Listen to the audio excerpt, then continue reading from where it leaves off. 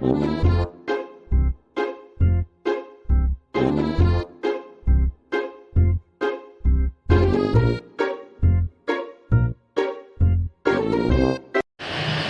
ini adalah yang spoon. Handphone ini berfungsi untuk melindungi tangan dari kontaminasi cairan dan infeksi. Ini adalah duk bolong. Ini adalah hand steril yang berfungsi untuk mencegah darah atau cairan lainnya agar tidak mengotori bagian badan kita yang untuk bertemu. Pertama, pegang ke 4 sudut atau ujung duk dan bentangkan. Kemudian lipat duk ke atas sehingga kedua sisi bertemu. Kemudian lipat lagi ke atas. Kemudian lepaskan salah satu sisi duk. Bagian sisi kain yang dilepaskan lipat ke arah yang berlawanan, lipat ke atas. Letakkan di atas meja, kemudian rapikan.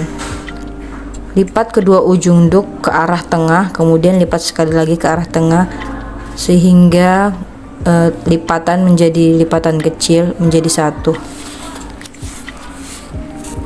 Untuk duk besar, duk sedang dan duk kecil, cara pelipatannya sama.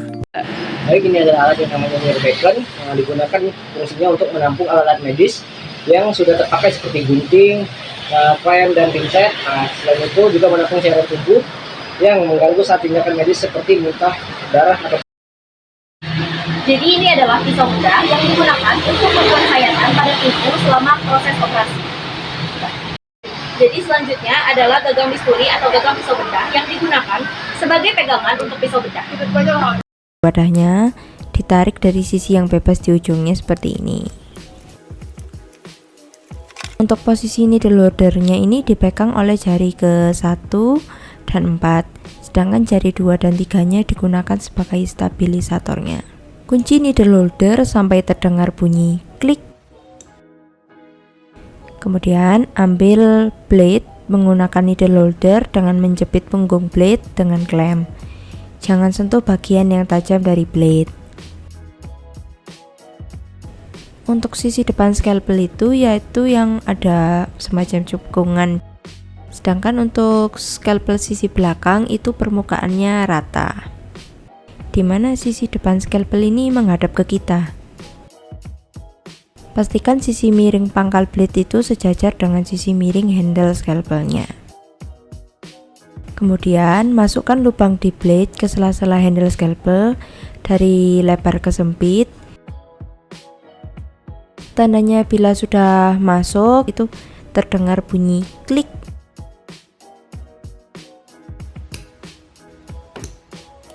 Setelah selesai menggunakan blade, cara melepasnya adalah menjepit bagian belakang blade. Kemudian kita kunci needle holder. Kita angkat sedikit. Dorong needle holder dengan ibu jari kalian. Kemudian masukkan kembali blade ke wadahnya. Lalu bisa dibuang dalam sampah infeksius. Ini adalah klem arteri bengkok. Fungsinya untuk menjepit pembuluh darah, lalu untuk memegang jaringan, dan terakhir untuk akses area kulit. Ini adalah klem arteri lurus berfungsi untuk menjepit jaringan tubuh atau pembuluh darah, terutama untuk menghentikan perdarahan selama operasi. Ini adalah gunting jaringan bengkok. Nah, fungsinya untuk memotong jaringan halus, memisahkan jaringan, pembedahan dalam, pembedah pembuluh darah. Gunting yang digunakan untuk membuka jahitan bekas operasi dengan cara memotong benang heating pada luka bekas jahitan. Yang menjadi ciri khusus dari gunting angkat jaringan ini adalah pada ujungnya, dilihat ujungnya di sini, dia satunya berbentuk tumpul, satunya berbentuk U.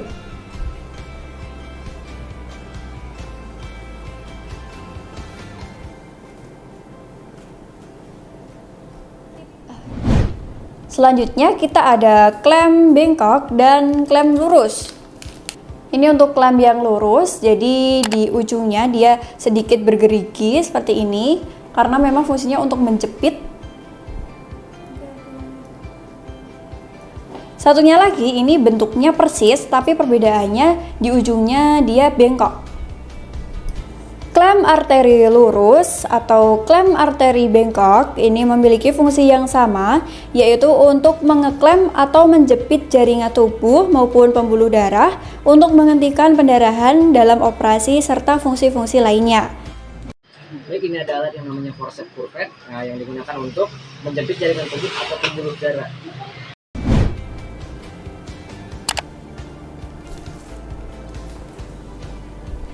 Untuk bentuknya ini mirip dengan klem yang lurus tadi, sama-sama bergerigi dan juga lurus. Perbedaannya adalah pada klem kocer dia memiliki capit di ujungnya, sedangkan yang klem lurus tadi tidak ada.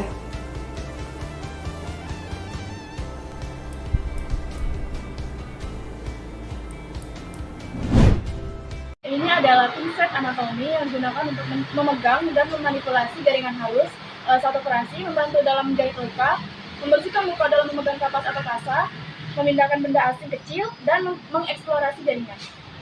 Pinset anatomis itu bentuknya seperti ini. Jadi ujungnya lurus. Nah, ini ujungnya lurus, sama-sama lurus. Untuk pinset anatomis ini digunakan untuk menjepit kasa, kapas, dan alat kesehatan. Selanjutnya ada chirurgis. Ini adalah pinset chirurgis. Ini digunakan untuk menjepit jaringan, alat, dan bahan medis, serta membantu dalam proses diseksi, penjahitan luka, dan memberi tanda pada kulit sebelum insisi.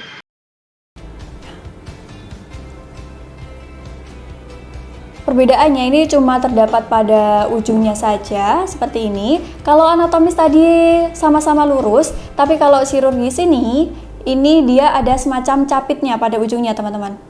Nah. Pinset chirurgis ini biasanya digunakan untuk menjepit jaringan. Kita lihat bedanya. Ini adalah benang jahit catgut line berfungsi untuk mengikat pembuluh darah dan menyatukan jaringan. Baik, ini adalah alat yang namanya Beacon, yang digunakan fungsinya untuk menampung alat-alat medis yang sudah terpakai seperti gunting, klem, dan pinset. Selain itu juga menampung cairan tubuh yang mengganggu saat tindakan medis seperti muntah, darah, atau.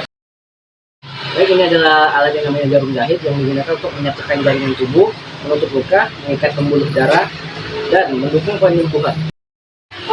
Jadi ini adalah alkohol swab yang digunakan sebagai antiseptik preinjeksi, pemasangan intravena, pengambilan darah, melepas jahitan, atau tindakan lainnya yang memerlukan antiseptik.